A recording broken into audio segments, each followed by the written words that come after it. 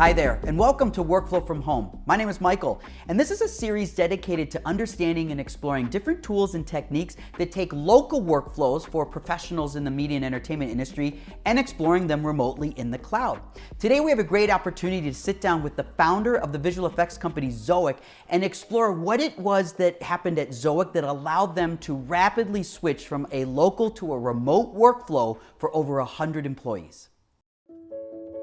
For nearly 2 decades, Zoic Studios has created some of the most unique and innovative visual effects experiences for film, television, advertising, video games, and interactive projects. The team at Zoic Studios are masters in design, animation, and compositing, and their work is featured on numerous Emmy Award-winning television series, including Game of Thrones, True Blood, The Walking Dead, Firefly, Battlestar Galactica, CSI, and many more.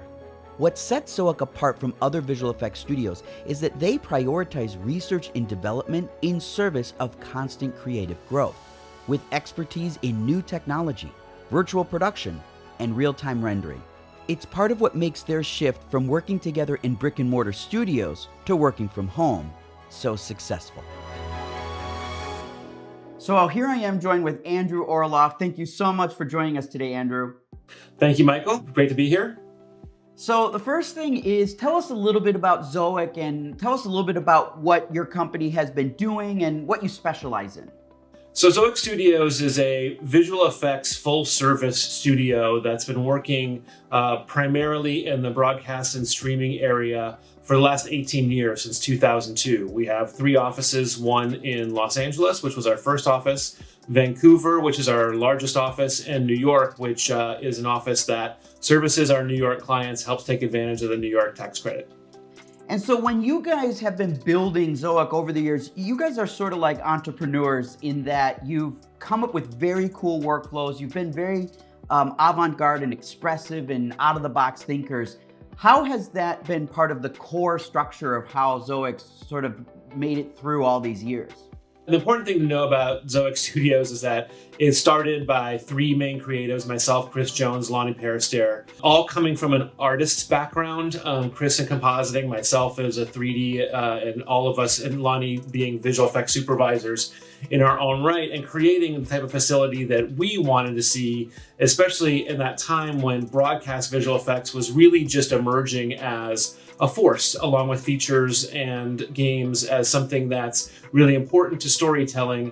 Over the years, we've remained a owner-operated company, and that's allowed us to be flexible. So Andrew, tell us a little bit about how your typical day would work prior to the work from home situation. Sure. On a typical day, when we set up the facility in all of our locations, we set it up to have maximum team interaction and communication, which means we are in an open floor plan, all very close together. The producers, coordinators, supervisors included out on the floor with the artists. And that's to facilitate creative conversations and initiate creative conversations based on the comings and goings of the day. You see something on somebody's monitor and you go over there and say, hey, what are you doing there? Or, hey, did you hear this client note? Maybe we change this a little bit. And we found that our business is really about iteration, and having direct communication like that and having people in close proximity and encouraging, myself included, just my day of just walking around from show to show, checking out artists, seeing screens, those incidental communications that you have when you have a open and communicative environment like that. I mean, we really took to heart, the idea that, Steve Jobs had when he built the first Pixar facility, which was aligning everything, and he had this philosophy that he put all the desks together so that when people would walk to the bathroom from one department to another, they'd have to walk by a bunch of other people's screens and just see what other people were doing and have this awareness of where the creative process was. And that is really important value for Zoic Studios as well. So given that sort of setup, obviously now we're in a work from home situation. How have you pivoted and what has changed in order to maintain the efficiency and collaboration that you had when you were in person? I would say, aside from all the technical issues and the hardware and configuring everything, communication and restoring that collaborative communication flow that we've had in the office has been the most challenging thing. We're currently using Microsoft Teams, and we're really encouraging all of our artists and all of our producers and production staff to communicate constantly on Teams, to set up individual group chats. We're having channels for every individual show, channels for individual projects and departments, where people are constantly posting threads of here's what's on my screen right now. Here's my current end of day report for this asset, and keeping that reply thread going so people can constantly see like a stream of information that's going down, which is virtually replicating the same kind of information flow that we had when we were in the office. So how long did it actually take you to transition from being in the facility with all your employees to them working from home? Everything that we do at Zoic, and even before COVID, is a thin client, a Teradici box that communicates PC over IP in a secure way through the cloud and into the 3 co-locations we have. So New York went first, took them about a week to transition. BC is our biggest office. We had a 2-week slow roll because all the boxes had to be reprogrammed to work with people's outside internet connections. The way that the stay-at-home recommendations from California came down, that had to be done very quickly. In an office of over 100 people, that all that hardware had to be distributed, everything had to be reprogrammed, and everybody had to be sent out with their Teradici box, monitors, keyboards, mice, tablets, all out the door in one day. So it was an incredible, like, historical event, you know, where we had tables set up and coordinators set up on each table with databases of who was taking what, checking off, and artists going from table to table to table. And it basically took us about 14 hours. So over the course of 2 weeks, we had all 3 offices 100% transitioned and to working from home and up and running. So now that you've got your work from home situation worked out, can you take us through a little bit of the typical workflow? You mentioned Teams, you mentioned Teradici. What is sort of the signal flow that an effect shot would go through the pipeline now? Yeah, so we're taking as much of the structure of the team communication that we had when we were in the office and taking that onto Teams. So every day at a certain time, a channel in Teams lights up and a meeting is started by the coordinator. The interesting thing that I didn't, quite really grok until we got into it is how easy it is for other people from other offices to join in. Before, when we weren't on Teams, we weren't in work from home, we would book a room, everybody gets in that room. The people from the other office would book a room, everybody gets into that room. Okay, that person isn't here, we got to go find them. But, there's a certain amount, if anybody's ever done this teleconferencing from one brick and mortar space to another brick and mortar space, of just the logistics of getting all the people in there.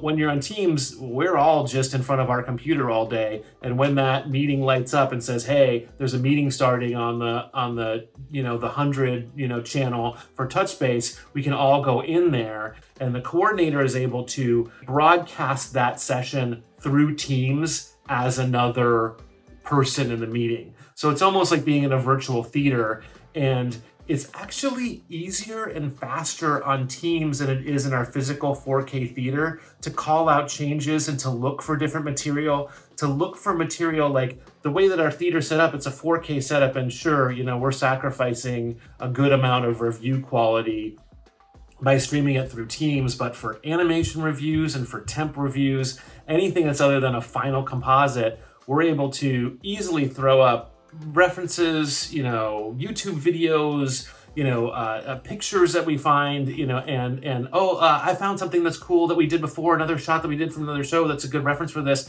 I'm going to put it on my screen. I'm going to take the screen share. I'm going to show it. It's what we've lost in the human connection, which is a very real loss. There's no doubt that we've lost some ability. Like, you're going from a incidental communication model where there's tons of conversations going on and tons of notes and tons of iterations and creative process kind of like blooming throughout the day on all these different shots with all these different little conversations we try to facilitate, to a situation where every communication suddenly becomes deliberate. Like, I can't walk by you virtually and say, "Hey, I see what's on your screen. What's that?" Like, I have to deliberately think, okay, I know this artist is working on this part. I'm going to ping them and see what's up and ask them to share their screen. And you can totally do that, and it's great. It's not the same, so we have to be more deliberate. We have to be more disciplined, I think, in our approach. Yeah, so based on that, that's really interesting how you describe that. And again, it comes back to interaction, comes back to the human element.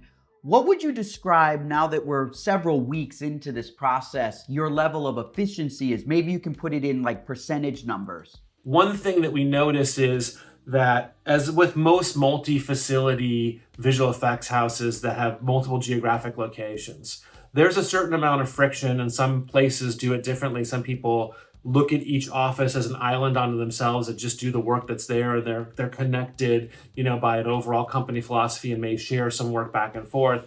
But there always is some friction, when you're making assignments and saying, well, I'm already in this facility and I have an artist that's available. I should just book them because I can just walk over and talk to them about it. You may not take the time to ping all the other facilities and see who might be available and whether there's a better fit. We call it casting, who's the right artist for the right job.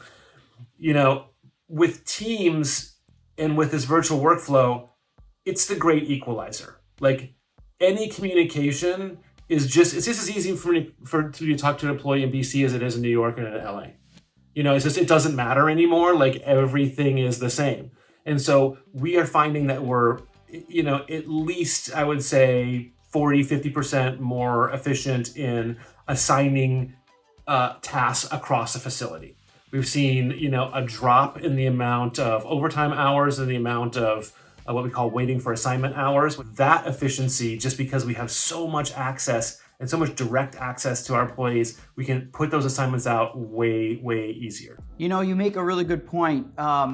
And I think a lot of times what we've been focusing on is the technology barriers in order to make work from home efficient. And of course there are those, but there's a lot of tools out there and people are figuring it out. And what you pointed out is there is a communication element to this process. And that's really good advice for people because they need to understand that the communication process is actually what ultimately makes this more permanent, more efficient, and increases that efficiency. So you are having good shots that are good quality and you don't have people sitting waiting for something to come to them.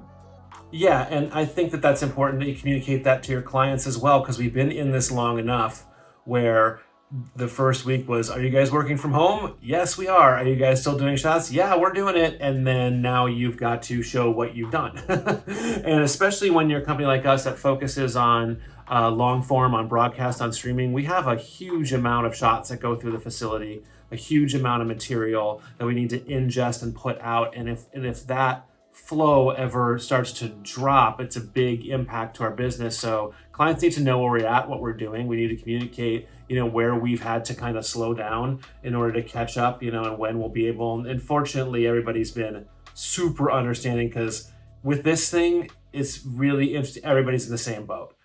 Well, with communication at the core of the Zoic story, I just want to say congratulations to Zoic Studios, your team, your talent, for being able to make something happen and deliver those shows. And congratulations to the company, the success, and good luck to you going forward. Thank you, Michael. I really appreciate the opportunity to talk to you.